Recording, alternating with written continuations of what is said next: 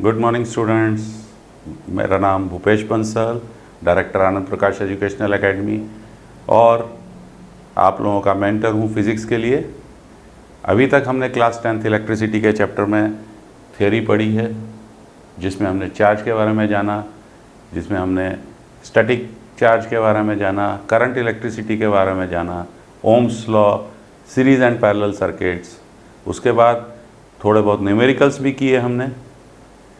लेकिन जैसे मैंने प्रॉमिस किया था, आज हम लोग एक कॉम्प्लिकेटेड सर्किट को कैसे सॉल्व करना है।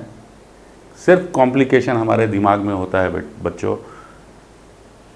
मैंने एक सर्किट बनाया हुआ है, जैसे कि आप देख रहे हैं, कैसल शेप का सर्किट है, एक किले नुमा सर्किट। दिखने में ऐसा लग रहा है जैसे बहुत मुश्किल सर्किट है, लेकिन जब हम लोग इसको सॉल्व करेंगे तो, और अगर वो सिस्टम फॉलो करते हुए हम लोग इस सर्किट्स को सॉल्व करेंगे तो कोई भी कॉम्प्लिकेटेड सर्किट हमारे लिए मुश्किल नहीं होगा। तो शुरुआत करते हैं इसे सॉल्व करने की। जैसा कि हमने देखा कि ये पॉजिटिव ऑफ द बैटरी है और इस तरफ नेगेटिव ऑफ द बैटरी है और बाहर में एक सर्किट बना हुआ है। तो हम लोग क्या करेंगे, पॉजिटिव ऑफ द बैटरी से स्टार्ट करेंगे। पहले इस सर्किट में देखते हैं। Positive of the circuit R1 पे जाती है, इसे हम A बोलेंगे। R1 R2 पे जाता है, उनके जंक्शन को हम B बोलेंगे। R2 R5 और R3 के जंक्शन पे जाता है, इसको C बोलेंगे। R3 और R4 का एक जंक्शन बनता है, इसे D बोलेंगे। R5 और R4 का एक जंक्शन बनता है, इसे E बोलेंगे। ऐसे ही हर जंक्शन को हम लोग नाम देंगे। और अगर हम लोग देखेंगे, अगर ये वायर है तो हम लोग सीधा नाम यहाँ दे सकते हैं, या इसको मैं G कर देता हूँ और इसको कर देते हैं H। टोटल हमारे 9 रेजिस्टेंसेस हैं और A B C D E F G H ये हमारे जंक्शन पॉइंट्स हैं। तो हम लोग पॉजिटिव से स्टार्ट करते हैं। पॉजिटिव से पहले हमारा जंक्शन आता है A, यहाँ हम लोग लिख देंगे A। A और B के बीच में एक रेजिस्टेंस है जिसकी वैल्यू है R1। A और B के बीच में और कुछ भी नहीं है। B और C के बीच में भी एक रेजिस्टेंस है जिसकी वैल्यू है R2।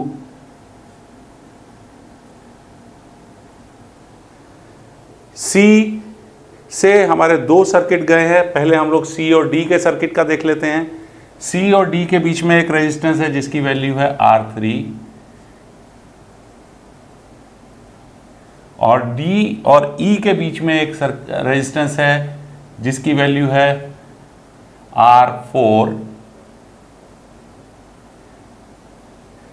C और E यहां पे एक रेजिस्टेंस है जिसकी वैल्यू है R5। E और F के बीच में एक रेजिस्टेंस है जिसकी वैल्यू है R6। F और G के बीच में एक रेजिस्टेंस है जिसकी वैल्यू है R8। G और H के बीच में एक रेजिस्टेंस है जिसकी वैल्यू है R9 और F और H के बीच में भी एक रेजिस्टेंस है जिसकी वैल्यू है R7।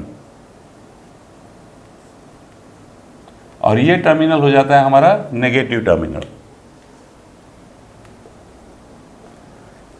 जब हम लोगों ने इस सर्किट को जंक्शंस में डिवाइड किया और उसको एक स्ट्रेट लाइन में बनाने की कोशिश की, तो हमने देखा कि ये सर्किट अब बहुत आसान दिखने लगा है। जो पहले कैसल दिख रहा था, अब वो एक बहुत ही सिंपल सर्किट नज़र आने लगा है। अगर ये सर्किट में करंट फ्लो कर रहा है I, तो R1 में से करंट फ्लो करेगा I, R2 में से करंट फ्लो करेगा I, यहाँ पे करंट डिवाइड होगा I1 एंड I2, यहाँ से फिर करंट फ्लो करेगा I, यहाँ करंट डिवाइड होगा I3, I4 और यहाँ पे करंट आ जाएगा फिर से I। जहाँ जहाँ करंट डिवाइड हुआ है हमें उस सर्किट को कॉन्सेंट्रेट पहले करना है। जैसे कि ये सर्किट है, अब इस सर्किट में अगर हम लोग देखते हैं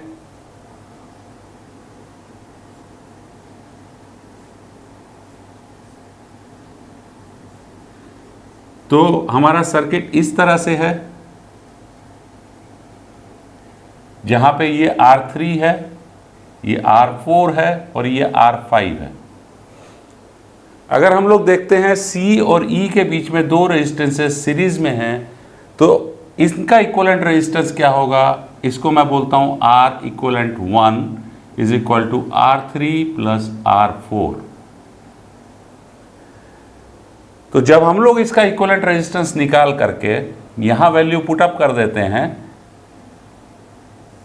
R इक्विवेलेंट 1, तो अब हमको मालूम पड़ता है कि C D गायब हो गया, C और E के बीच में दो रेजिस्टेंसेस पैरेलल में हैं, तो उनका रेजिस्टेंस उसको हम लोग नाम देंगे 1/R2, वो होगा 1/R5 प्लस 1/R इक्विवेलेंट 1। इससे हमको R इक्विवेलेंट 2 की वैल्यू मिल जाएगी, तो हम इसको सिंपली रिप्लेस कर सकते हैं R इक्विवेलेंट 2 से, R इक्विवेलेंट 2, और इसमें से करंट फ्लो करेगा I, क्योंकि ये अब एक सिंगल रेजिस्टेंस हो गया इसके बीच में। सिमिलरली ये सर्किट में भी वही हाल है, दो पैरेलल सीरीज में हैं, पहले उनको सॉल्व करेंगे फिर ये पैरेलल वाले के साथ ख़त्म करेंगे, तो ये हमारा जो सर्किट फाइनली बन के आएगा, सारे रेजिस्टेंसेस हमारे सीरीज में हो जाएंगे। तो जब सारे रेजिस्टेंसेस सीरीज में हो जाएंगे तो हम क्या करेंगे, इन सारे रेजिस्टेंसेस को ऐड करेंगे और हमारा एक फाइनल R इक्विवेलेंट आ जाएगा। एक R EQ लिख रहा हूं मैं, जो कि सम ऑफ ऑल सीरीज रेजिस्टेंसेस आ जाएगा।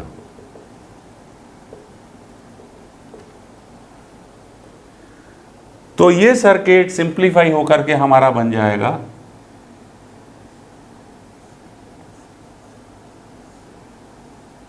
R equivalent V।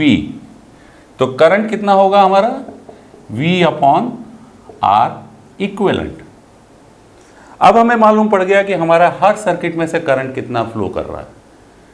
अब ये हमें पता है R1 में से कितना करंट फ्लो कर रहा है, R1 में से करंट फ्लो कर रहा है V/R इक्विवेलेंट, इसको मैं I बोल रहा हूं, तो I into R1 is going to be the potential drop across R1, I into R2 will be the potential drop across R2, I into R6 will be the potential drop across R6।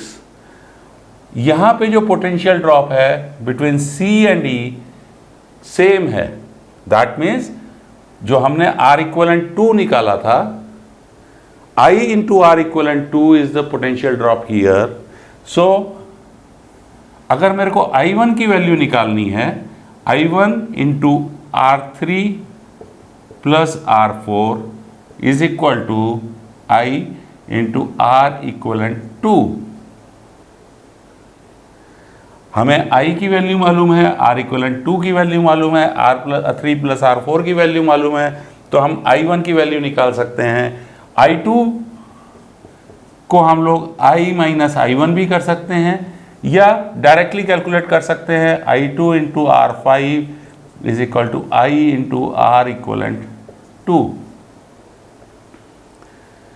तो यहाँ पे I1 I2 की value निकल सकती है, यहाँ ऐसे ही I3 और I4 की वैल्यू निकल सकती है।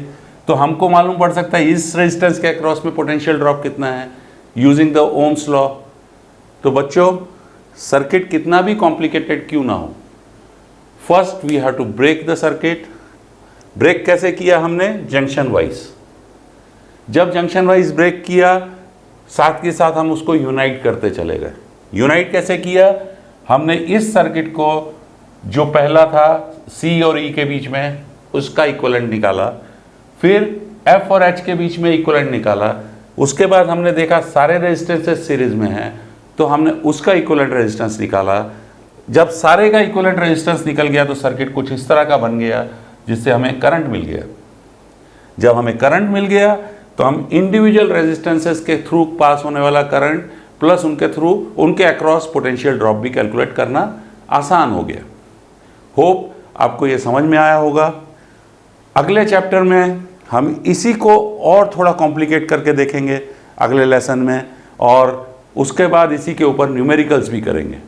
Till then, take care, have a nice time, enjoy life and keep watching the video lectures, and do not forget to like and subscribe to the channel. Thank you very much.